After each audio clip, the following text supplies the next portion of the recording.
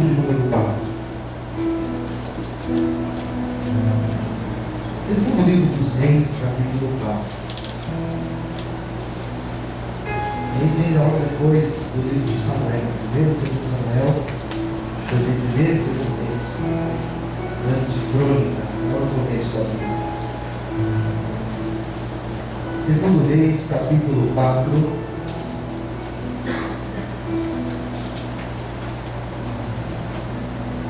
Graças a Deus.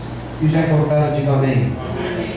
O versículo 1 fala assim: uma mulher das mulheres dos filhos dos profetas clamou a Eliseu, dizendo: meu marido, teu servo, morreu, e tu sabes que o teu servo temia ao Senhor.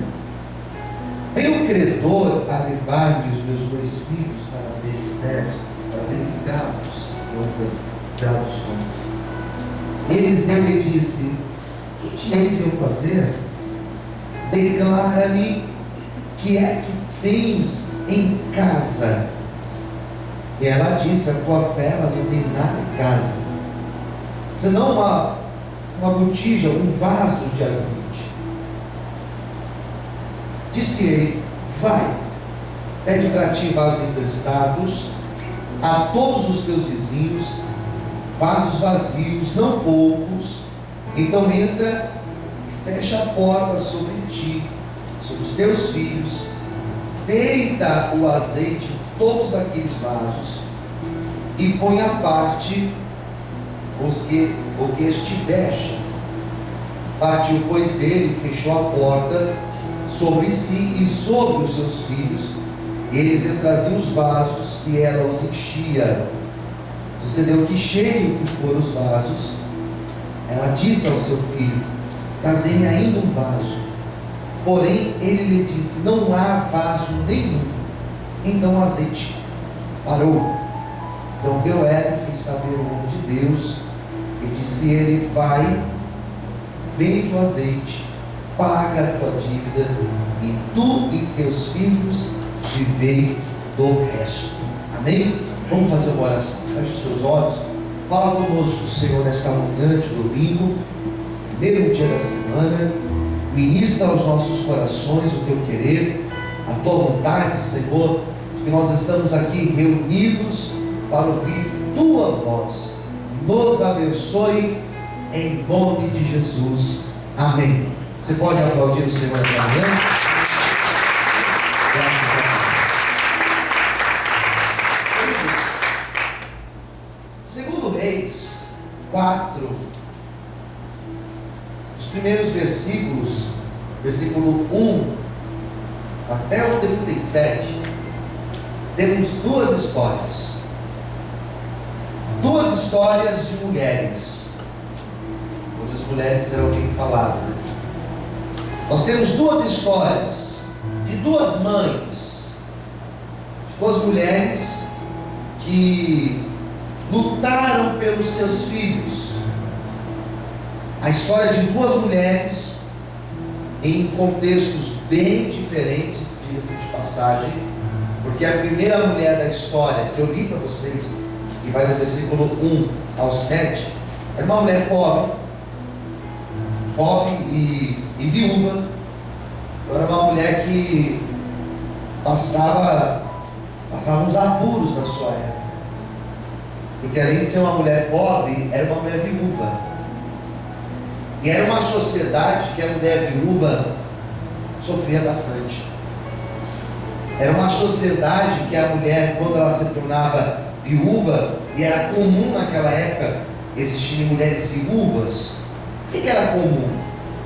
É igual você ir, por exemplo, num país de guerra, que enfrenta guerras civis. É muito comum você encontrar mulheres viúvas. Por quê? Porque os homens vão para a guerra. E esses homens indo para a guerra, alguns morrem e as mulheres ficam. Então, nessa época, as mulheres, elas tinham muitas mulheres viúvas por causa das guerras, que eram épocas em que os homens estavam geralmente envolvidos nas batalhas. Então elas sofriam depois que os seus maridos morriam. Se ela não tivesse uma família por detrás, que lhe desse um suporte, ela passava fome. E era justamente o caso da mulher que eu li para vocês. Então a primeira história é de uma mulher pobre, bem pobre.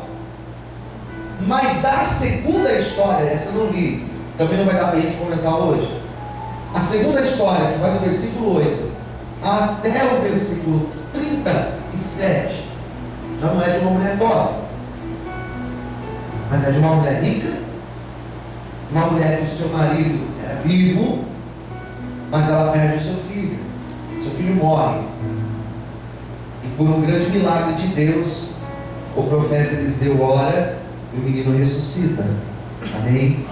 Então as duas histórias falam desses dramas que uma mulher sofre, que uma mulher luta pelos seus filhos, de mulheres que tiveram que lutar, a primeira para não perder os seus filhos como escravos, e a segunda mulher da história para que o seu filho não fosse enterrado, e junto com ele enterrado os seus sonhos, os seus projetos futuros. Então esses dois textos mostram essas características dessas mães que lutaram pelos seus filhos. Um outro algo em comum é que nos dois textos nós tivemos milagres. Nos dois textos nós tivemos o profeta chamado Eliseu sendo usado por Deus para fazer um milagre sobre essas duas mulheres, sobre a história e drama dessas duas mulheres. Eu começo também a constatar que Deus, nos nossos momentos de apuro, nos nossos momentos de luta, nos nossos momentos decisivos, eu percebo que nesses momentos Deus ele não tarda, mas Deus ele chega sempre na hora certa, no momento certo, naquele instante certo que nós precisamos de uma grande provisão da parte dele. E nos dois textos eu percebo que Deus chegou na hora certa, Deus não tardou, mas ele chegou no momento exato. E eu já quero começar essa palavra profetizando isso na tua vida, que Deus também chegará na hora certa na tua vida, com a provisão certa, no instante certo, em nome de Jesus. Quantos podem aplaudir o Senhor na manhã de hoje? Aleluia! Glória a Deus! Amém, queridos? E uma terceira característica em comum das duas histórias, e é um detalhe muito legal, muito interessante, é que os dois milagres aconteceram em casa. Quem entendeu? Diga amém. Na casa das mulheres. E os dois milagres aconteceram com a porta fechada. Os dois milagres. É interessante. O profeta falou: fecha a porta. Fecha a porta. Daí o milagre aconteceu lá dentro. Amém, amados? Esse fechar a porta tem uma... É claro que não é somente você encostar a porta da tua casa, mas isso tem uma profundidade muito grande. Porque nós falamos isso com as pessoas. Olha, fecha a brecha, fecha a porta. Fecha aí, fecha os seus ouvidos. Nós não falamos isso com as pessoas. Não ouça as críticas, mas feche seus ouvidos. Nós até falamos em alguns momentos que nós temos que fechar os nossos olhos para não ver certas coisas. Não é assim, queridos? Quem está concordando comigo, diga amém. Então aqui os dois milagres aconteceram quando eles fecharam as portas, quando as mulheres fecharam as portas da sua casa. E Deus, Ele quer que nessa manhã, eu e você, devemos fechar certas portas da nossa vida. Quais portas são essas? São várias portas que eu poderia enumerar aqui nessa manhã. Da incredulidade, das influências externas, fechar a porta da dúvida, fechar a porta do medo. Mas quando o profeta falou para elas, fecha a porta, ele estava dizendo principalmente que quando você fecha a porta e você busca a Deus, você entra em intimidade com Deus. E quando você entra em intimidade com Deus, aí o milagre pode acontecer na tua vida. Amém? Então no momento da crise foi o momento em que elas fecharam a porta e elas buscaram uma intimidade com o Senhor. E é isso que nós vamos fazer nessa manhã, em nome de Jesus. Posso ver amém, queridos? Amém. Bom, mas eu não vou conseguir falar das duas histórias, porque eu poderia se estender muito. Escolhi falar apenas da primeira história. E a primeira história que eu li para vocês é da mulher pobre. Uma mulher pobre, uma mulher que era viúva. A Bíblia, ela é um livro interessante porque a Bíblia fala de anônimos. A Bíblia conta histórias de pessoas normais, de pessoas como eu e você. A Bíblia, ela não conta apenas história de homens conhecidos como Rei Davi, Rei Salomão, Apóstolo Pedro. Não. A Bíblia conta a história de pessoas simples, talvez mais simples do que eu e você. A mulher da história que eu li para vocês aqui era uma mulher que com certeza estava numa condição muito inferior à tua condição que está aqui nessa manhã. Era uma mulher, para você entender um pouquinho sobre ela, era uma mulher que teve que lidar com a morte do seu marido. Lidar com a morte de alguém próximo a nós não é uma missão fácil. Lidar com a morte de alguém que supre você não é nada fácil. Porque não era apenas o marido, mas era alguém que sustentava essa mulher, era alguém que trazia todo o recurso para casa. Hoje cedo já acordei uma notícia triste. O casal aqui da nossa igreja me mandou uma mensagem dizendo que o pai da irmã lá faleceu. E antes de nós encerrarmos o culto, nós vamos orar por essa família. Não é fácil ter que lidar com a morte. Não importa se a pessoa é nova ou se ela já tem uma certa idade, não é fácil lidar com a morte. E essa mulher, ela teve que lidar com a morte do marido. E quando o marido morre, o texto vai dizer que ele deixou dívidas para ela. Problemas financeiros foram se acumulando. O marido, quando morre, ele não tinha quitado as suas contas, porque a morte, ela não avisa que vai chegar. A morte não avisa, olha, daqui uma semana eu estou chegando aí, se prepara. Não, a morte chega. E aqui no caso da história, essa mulher teve que lidar com a tristeza da viuvez. Ela teve que lidar com a separação do seu marido. Ela teve que lidar com problemas financeiros. Olha o drama dessa mulher. E o drama maior ficou quando os credores começaram a chegar em casa, na casa dela. Começaram a bater na porta.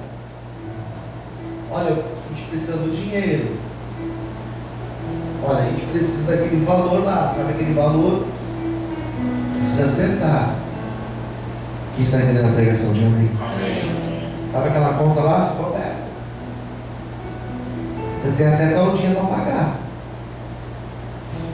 E esse tal dia para pagar, esse dia foi chegando, queridos. E ela não tinha dinheiro. Ela talvez pede emprestado, mas ninguém empresta. Ela talvez busca familiares e ninguém socorre. Até que a situação chega num ponto insustentável. Eu não quero somente falar do milagre em si, mas eu quero mostrar para vocês que a situação ficou difícil mesmo. E às vezes nós chegamos no limite da nossa vida. Às vezes nós chegamos no limite em áreas da nossa vida. E nós ficamos como essa mulher aqui.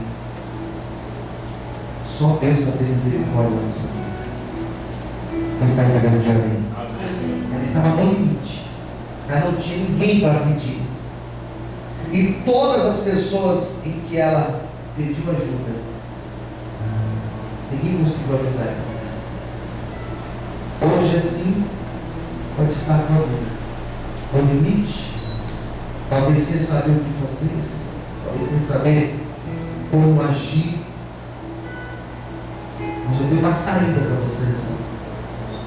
Se você clamar a Deus, se você orar com fé, se você fechar a porta e falar: Senhor, me ajuda, a provisão de Deus chegará na tua vida. A ajuda do Senhor chegará na tua vida, e em nome de Jesus, algo de Deus vai acontecer no meio desta crise, amém? Se você recebe esta palavra, adore ao Senhor e glorifique a Deus nesta manhã, aleluia. Você pode aplaudir bem forte a Ele. Eu creio, Senhor. Amém? E ela vai pedindo, pede, e nada resolve. Chega a data, e agora os credores vêm com uma outra ideia. Nós levaremos os seus 2 filhos para serem nossos escravos. Nós levaremos os seus filhos, que nessa época existia os escravos. Nós levaremos os seus filhos como pagamento da dívida. É uma dívida alta. Ela tinha 2 filhos. Eles falaram que ia levar os 2 filhos. Amém. Agora imagine uma mulher que teve que lidar com a morte do marido e aprender a lidar com a morte do marido. É estranho quando você tem que aprender algumas coisas de forma forçada na vida. É estranho você ter que aprender a se virar com algumas coisas. É ruim. Mas ela teve que aprender. Porque ela olhava para os seus filhos e ela dizia: eles precisam de mim. Às vezes nós nos achamos tão insignificantes, mas eu tenho certeza que todos nós que estamos aqui, pessoas precisam de você. Pessoas precisam da tua oração, por exemplo. Talvez a tua casa ainda não se perdeu de vez, porque você ainda ora pela tua casa. Por isso que você é importante no reino de Deus. Quem entendeu de amém? Fala para o seu irmão do lado, você é importante para o reino de Deus. Aleluia. Então eu imagino que ela olhava para os seus filhos, ela dizia: bom, eles precisam de mim. Eles precisam de mim, eu preciso viver, eu preciso trazer para eles o suprimento. Não tem como ficar chorando. Ela teve que aprender, teve que se virar. Mas aprender a lidar sem os filhos, ela falou: não, sem os meus filhos, daí não dá. Tem coisas que a gente aprende com muita dureza, com muita dor, aprendemos. Só que tem coisas que nós não acostumamos. Quem concorda, diga amém. Daí ela falou: não, perder os meus filhos, eu não aceito. Perder os meus filhos, não me conformo. Eu tive que aprender a lidar com a morte do marido. Enterrei o meu esposo. Agora, ver os meus filhos ir embora, não.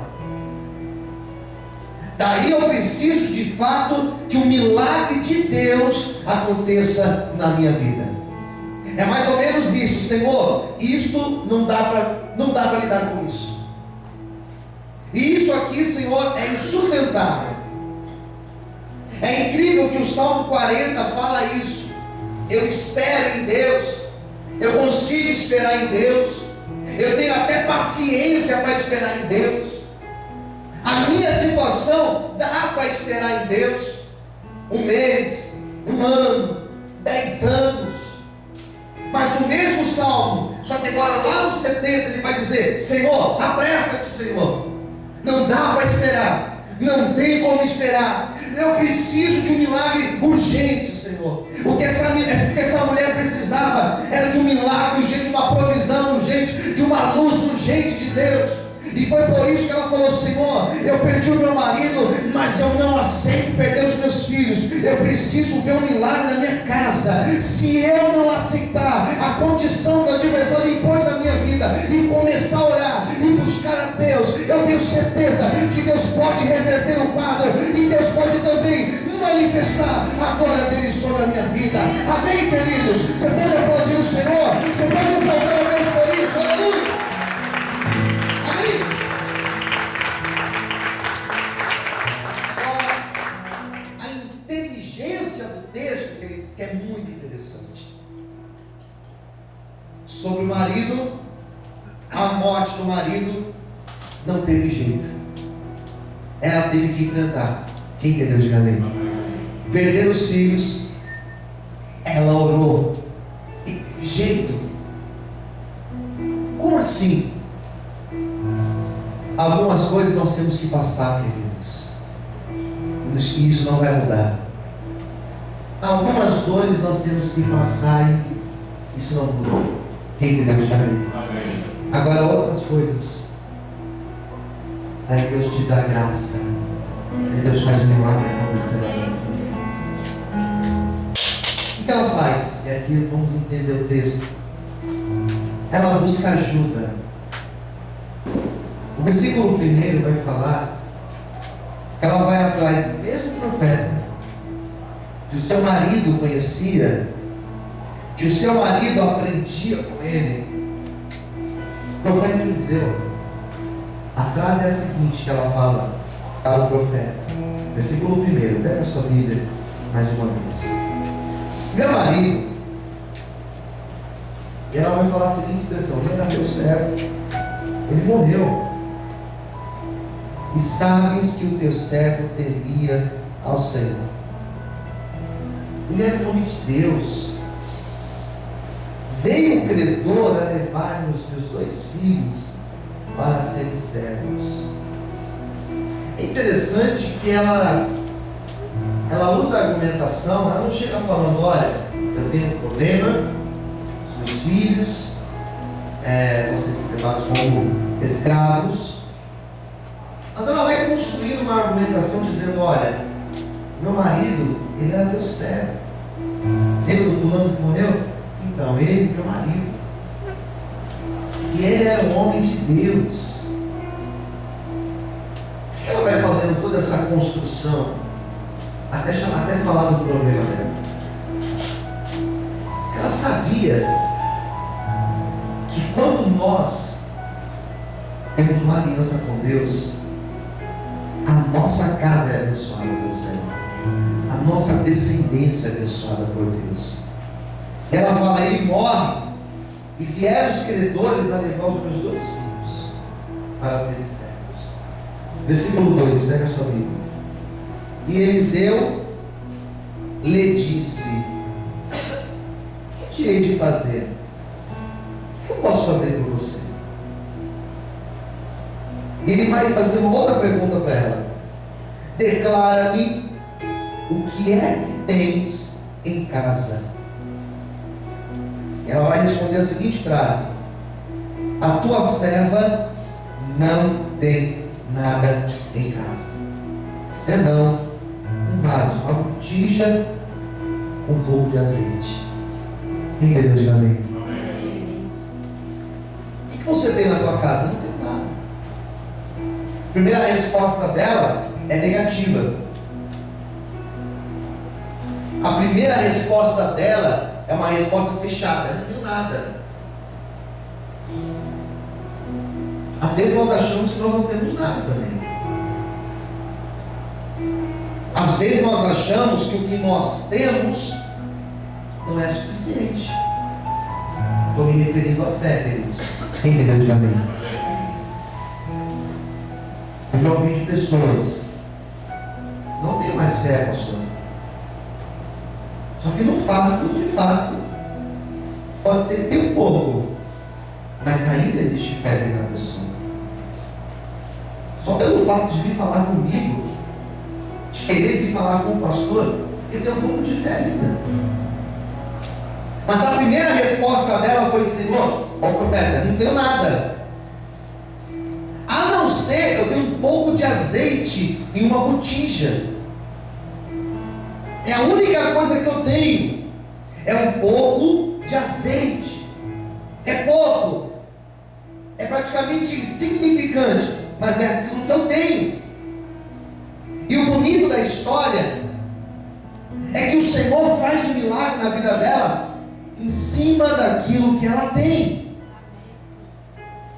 O Senhor vai agir, eu quero profetizar isso na tua vida na manhã de hoje, para esses próximos dias, para esse decorrer de ano. O Senhor vai agir justamente em cima da tua fé. Ainda que você diga, a minha fé é pouca, pastor, não creio, não consigo mais crer como eu acreditava antes. Ainda que seja pouca a tua fé, o Senhor é poderoso para multiplicar, e em cima desta fé Ele fazer uma obra grande acontecer. Amém, amados? Quantos podem aplaudir e exaltar ao Senhor na manhã de hoje?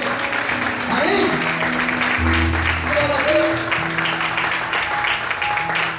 É o que eu tenho. Ele está. Então faz o seguinte: vai lá na tua vizinhança, vai lá com as suas amigas. E o profeta não disse: conte para as suas amigas o seu problema. Porque contar problema é a pior coisa que existe. Vamos dizer isso para o nosso irmão do lado? Fala para ele assim: olha, não conte os seus problemas. Ou pelo menos, olha, evite contar os seus problemas. Tem gente que gosta de contar. Tem gente que não satisfeito de contar, gosta de postar lá no Face que tem problema. Eu não sei qual é a satisfação que dá de contar que tem problema, que está triste, que está assim, que está assado. Não vai mudar. As pessoas vão até rir de você. Tem gente que é especialista nisso. Tem gente que olha, te contar, quer chamar a atenção, parece. O que o profeta fala para ela? Pega as vasilhas. Só isso. Mas quantas vasilhas? Acho que eu acredito que ela fez essa pergunta. Quantas vasilhas? Porque mulher é inteligente. Mulher é inteligente? Amém, queridas? Amém. Ou mais ou menos? Amém? Amém. Gente, quantas vasilhas eu devo buscar? Quantas? Pego vasilhas grandes, pequenas. O profeta fala assim: olha, pega o quanto você quiser, do tamanho que você quiser. Vai lá para suas amigas e peça vasilhas, potes, vasos, panelas, bugas. Tenta arrumar o máximo que você puder. Tá, só isso? Pega lá, entra na tua casa, fecha a porta da tua casa, pega os teus 2 filhos, coloque eles do teu lado. Daí o milagre vai acontecer. E ela começa a procurar as vasilhas. Eu já me perguntei uma vez: quantas vasilhas será que ela foi atrás? O que você imagina na tua cabeça aí? Umas 10 vasilhas? Umas 20 vasilhas? Umas 30? Não sei. Mas eu acredito que se isso acontecesse comigo, eu ia atrás do máximo de vasilhas que eu pudesse. Se isso fosse comigo. Quem entendeu de mim? Se isso fosse comigo, eu acho que eu ia pegar uma Kombi e eu ia atrás de vasilhas por onde eu conseguisse arrumar vasilhas. Porque ele percebe que o profeta não falou: busque 12 vasilhas, busque 20 vasilhas, ou 10. Ele falou: busca lá o quanto você achar que você deve buscar. E eu vou contar um segredo para vocês aqui. A bênção de Deus, ela é proporcional à nossa fé. Se ela pegasse 8 vasilhas e dissesse: isso daqui está bom, então está bom. Se ela pegasse 100 vasilhas, 100, e dissesse: isso daqui está bom, estaria bom. Porque não existe limites para o agir de Deus. Pode existir limites na tua fé, mas para o agir do nosso Deus não existe limites. Por isso, nesta manhã, eu vou te dar um conselho: tenha fé, ouse, porque Deus ele é poderoso para agir em cima da nossa fé. Será feito conforme a tua fé, diz o Senhor para você nesta manhã. Quantos podem aplaudir e exaltar a Deus? Oh, aleluia! Glória a Deus! Amém? Outro detalhe do profeta: fecha a porta. E lá dentro você vai orar, você vai buscar Deus, e Deus vai te dar graça. Quem entendeu, diga amém. Uma outra coisa do texto: ela começa o texto falando do marido dela, dizendo que ele tinha intimidade com Deus. Será que ela tinha intimidade com Deus? Não sei. Mas depois desse dia, ela começou a ter intimidade com Deus. Eu não sei se ela tinha antes, mas no momento que ela fechou a porta, ela e seus filhos, o profeta não estava lá dentro, não tinha ninguém lá dentro, era ela e Deus. Chegará um momento em que será você e Deus, você e Deus e o seu problema, você e Deus e o seu milagre, você e Deus e o seu desafio. Nesta hora, é como se Deus vai abrir uma cortina e você verá a glória de Deus na tua vida. Amém, amados? Por isso, se hoje você está aí no meio de um desafio, descanse no Senhor, porque a glória dele virá sobre ti, em nome de Jesus. Levante a sua mão, glorifique e aplauda ao Senhor bem forte, em nome de Jesus. Aleluia. Amém? Agora, para nós encerrarmos a pregação, ela pega as vasilhas e começa a encher o pouquinho que ela tinha, o vazio que ela tinha, ela vai enchendo. Traz outra e vai enchendo. Traz outra e vai colocando a parte. E todos os vasos que ela trouxe, todos os vasos foram cheios. Quem entendeu, diga amém. Todos. O texto vai dar a seguinte notícia, versículo 6. Sucedeu que cheio foram os vasos. Ela perguntou para um filho, ela disse para um filho: traze-me ainda um vaso, tem mais um aí? Ele respondeu: não há vaso nenhum. E o versículo 6 vai terminar dizendo: então o azeite, o que diz aí? O azeite, ele não acabou, ele parou. Amém? Parou, não é que acabou, ele para. Se tivesse mais uma vasilha, teria sido cheia, sim ou não? Sim. Se tivesse mais duas ali, teria também. O azeite para, o azeite não acaba. Por que o azeite não acaba? E o texto não fala, acabou. Porque a bênção de Deus, irmãos, ela é para sempre. É tanto que o profeta, ela vai atrás do profeta para perguntar: o que eu faço agora? E olha a resposta que o profeta deu para ela.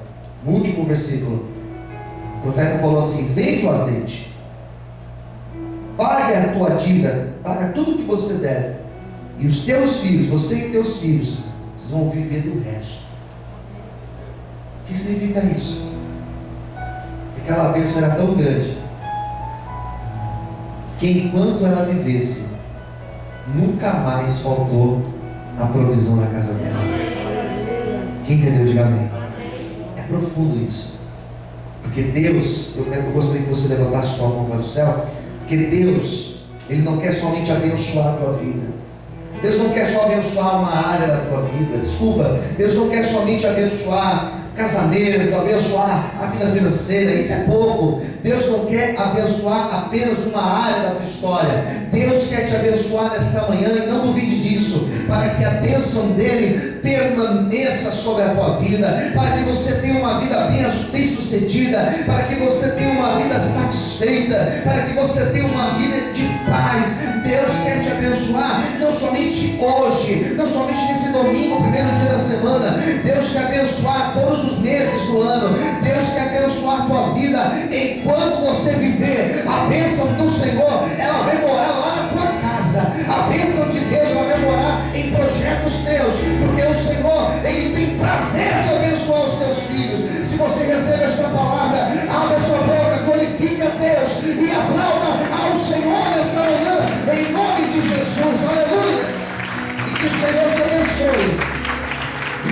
abençoe com essa palavra.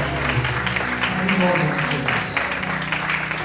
Vamos ficar em pé nesse momento, queridos e queridas.